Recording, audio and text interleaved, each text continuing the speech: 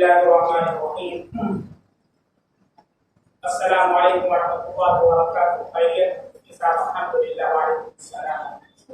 हमारे मोहल्ले में बेदीनी बहुत होने की वजह से यह आजिज़ बंदा अपना ज़ाती मकतब घर किराए को लेकर और असातिज़ा और मुअल्लिमा हज़रात को रखकर बड़ी उम्र के औरतों और बच्चों को रखकर माहाना फीस रखाकर और जो माहाना फीस अदा नहीं कर सकते उनकी फीस माफ करके एक मुनज़्ज़म तरीके से उलमा की सरपरस्ती में यह आजिज़ बंदा अपना ज़ाती मकतब 2 साल से अल्हम्दुलिल्लाह मुनज़्ज़म तरीके से चला रहा हूँ और अल्हम्दुलिल्लाह रोजमर्रा बच्चों और बड़ी औरतों में तरक्की हो रही है।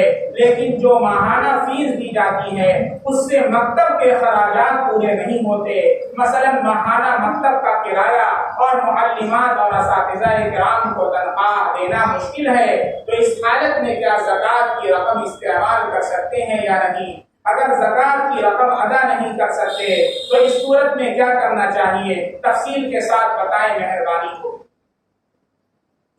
जी, आपने जो मसला पूछा अल्हम्दुलिल्लाह बहुत अच्छा काम कर रहे हैं। अल्लाह ताला आपसे और खिदमत ले और ज्यादा से ज्यादा आपका फायदा आप फरमाए। देखें, सूरत मसला के अंदर ज़कात किसी मकतब को देना जहाँ पर रिहाइश बच्चों की नहीं है, खाना पीना नहीं है, ये जायज नहीं। इसी तरीके से ज़कात के पैसे से मुअल्लिमात और असातिज़ा को तनख्वाह देना भी जायज नहीं। बाद लोग ये समझते हैं कि इमाम साहब को जो तनख्वाह दी जा रही है, हम नाम लिखवाए हैं 500 रुपया देना है, तो ना अपनी ज़कात ही दे देंगे। एक तीर से 2 शिकार क्या?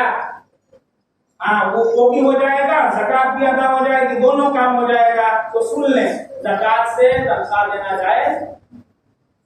ज़कात की रकम किसी चीज की उजरत में नहीं दे सकते। आप इमाम साहब के पीछे नमाज पढ़ते हैं, तनख्वाह को दी जा रही है, तो वो तनख्वाह ज़कात के पैसे से नहीं दी जाती। इसी तरीके से मस्जिद के अंदर ज़कात का पैसा नहीं दिया जा सकता। ज़कात के पैसे से मस्जिद की तामीर जायज़ नहीं है। अब इसकी क्या शक्ल हो? भाई शक्ल ये हो सकती है कि आप फीस में कुछ इजाफा फरमाएं। फीस के अंदर 50 रुपया ले रहे हैं तो उसे 70 रुपया कर दें, 100 रुपया न दीजिएगा।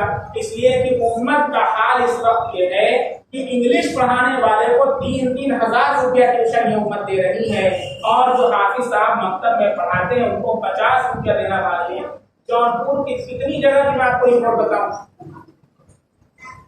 कितनी जगह की मैं आपको जौनपुर की सिर्फ बात कर रहा हूँ, जगह की छोड़ 50 रुपया जेब से नहीं निकलता। और छोड़ दीजिए, मौलाना खान साहब बता रहे 10 रुपया नहीं निकलता। महीने में कितनी फीस है?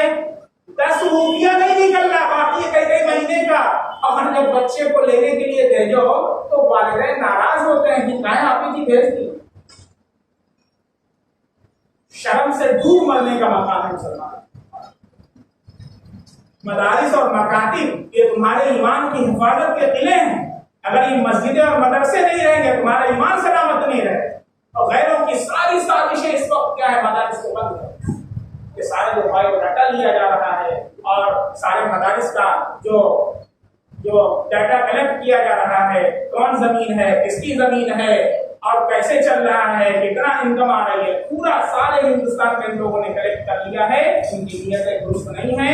2024 में अल्लाह ना करे अगर ये आते हैं तो अल्लाह ना करे इनका इरादा पूरे मदारिस का पाबंदी लगा। मुसलमानों, ये तुम्हारे किले हैं, इस्लाम के किले हैं, इनको चलाना तुम्हारी जिम्मेदारी।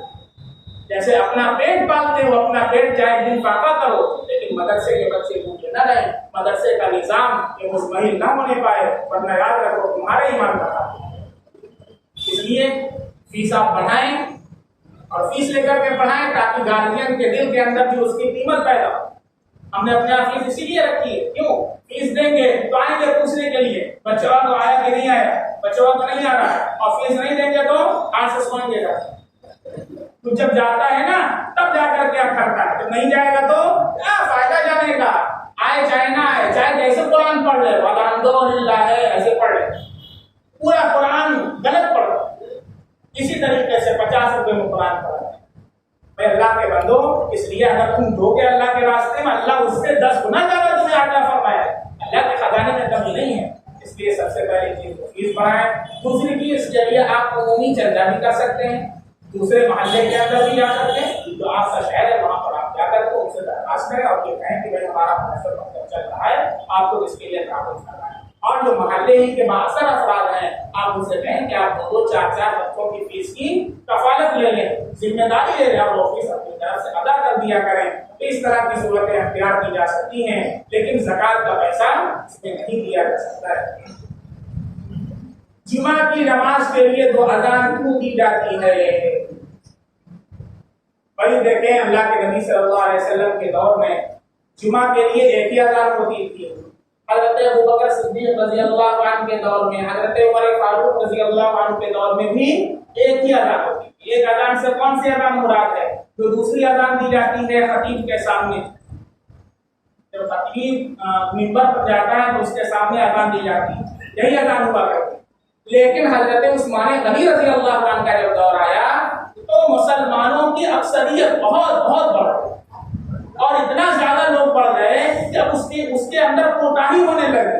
जुमा के अंदर चूंकि पहली अज़ान तो होती नहीं कि लोग अपने कारोबार के अंदर मशगूल हैं, अपने अपने सामान के अंदर मशगूल हैं, हत्ता कि जब दूसरी अज़ान होती तो फिर लोगों को इतना होती है अब तो नमाज पढ़ी हो गई है, तो होने वाला है, चलते कितने लोगों की नमाजें छूट जाती। तो इसको देखते हुए हज़रत उस्मान गनी रज़ियल्लाहु अन्हु ने सारे सहाबाए किराम रज़ियल्लाहु अन्हुम अजमईन के इत्तिफाक़ राय से एक पहली अज़ान मुकर्रर की जो उस खतीब के खुतबे से आधा घंटा पहले की हो, ताकि सब लोग उस अज़ान के बाद क्या करें, अपना अपना काम छोड़ करके जुमा की नमाज की तैयारी शुरू करते हैं। और यही मसला भी है कि जब जुमा की अज़ान हो जाए तो फिर उसके बाद न खरीदना जायज है न बेचना जायज। अफसोस है कि लोग बेचते भी रहते हैं, खरीदते जायज नहीं, न खरीदना बेचना जायज न बेचना जायज।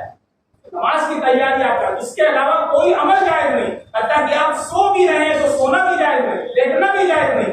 वो काम आप कर सकते हैं कि जुमा की तैयारी के लिए आप गुस्ल कर रहे हैं, आप जाने वाले ये कर सकते हैं, कपड़ा पहन रहे हैं, इत्र लगा रहे हैं, खुशबू लगा रहे हैं, ये काम कर सकते हैं, चप्पल पहन रहे हैं, नमाज की तैयारी की। नमाज के अलावा कोई काम आप कर रहे हैं तो जायज नहीं। बात समझ में आ रही है?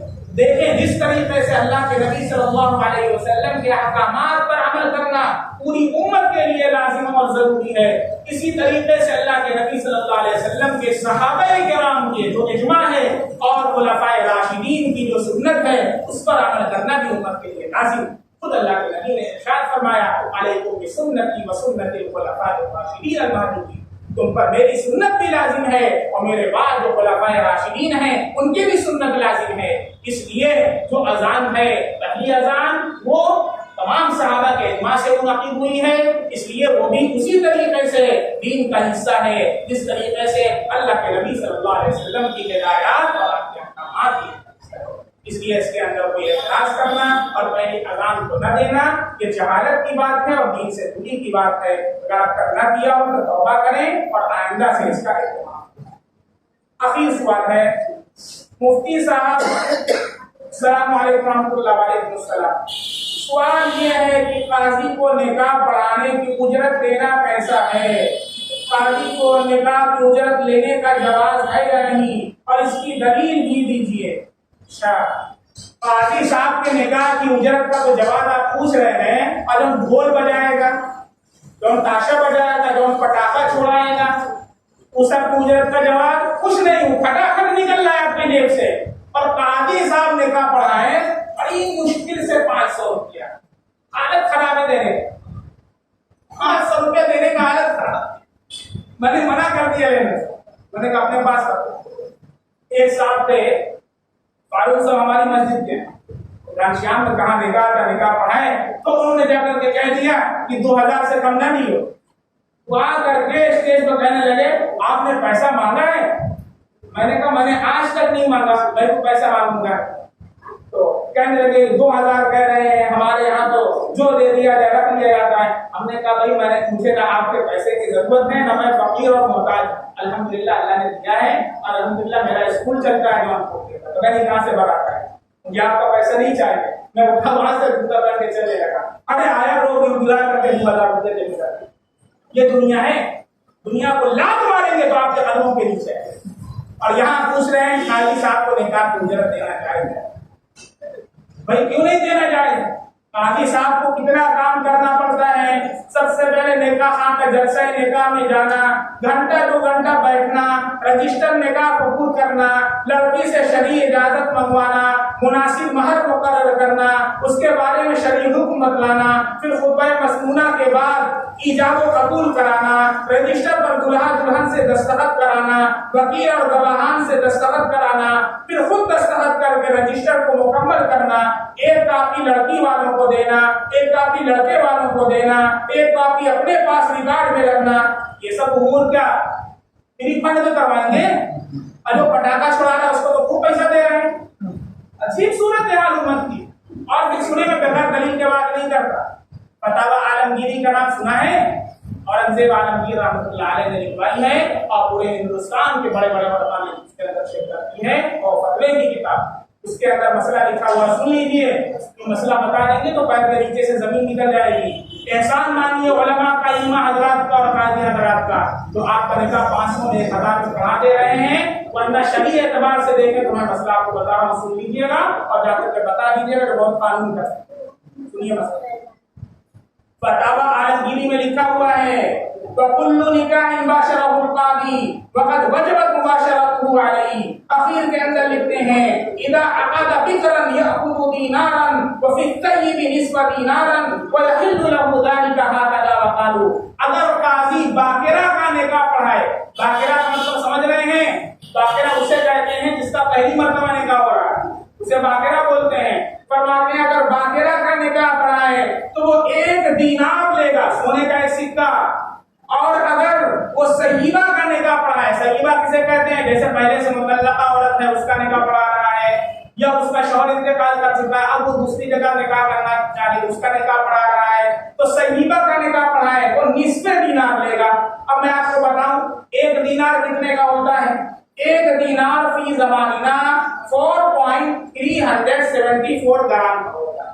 4 ग्राम 374 मिलीग्राम का होता है। क्या आप जाएंगे रेट मालूम करने तो 25,000 से कम नहीं। बात समझ में आ रही है? इसलिए काजी का हक है, निकाह कितना है? 25,000 रुपया है बाकिरा का निकाह पढ़ाने का, और सहीबा अगर है तो 12,500 रुपया दीजिए। फतवा आलमगीरी मसला लिखा हुआ है, देखोगे उनका शुक्रिया अदा कीजिए तो 500 में आपका निकाह पढ़ा। आज उम्मत कितने सवाल का शिकार हो गई, समझ में नहीं आता। करोड़ों रुपया खर्चा करेगी अपने शादी के अंदर और हाफिज और उलमा को देने के अंदर उनकी जाने निकलती। अल्लाह ताला हिफाजत फरमाए, अल्लाह दीन पर इस्तेकामत अता फरमाए, अल्लाह सुन्नत और शरीयत का फहम अता फरमाए, अल्लाह ईमान का खात्मा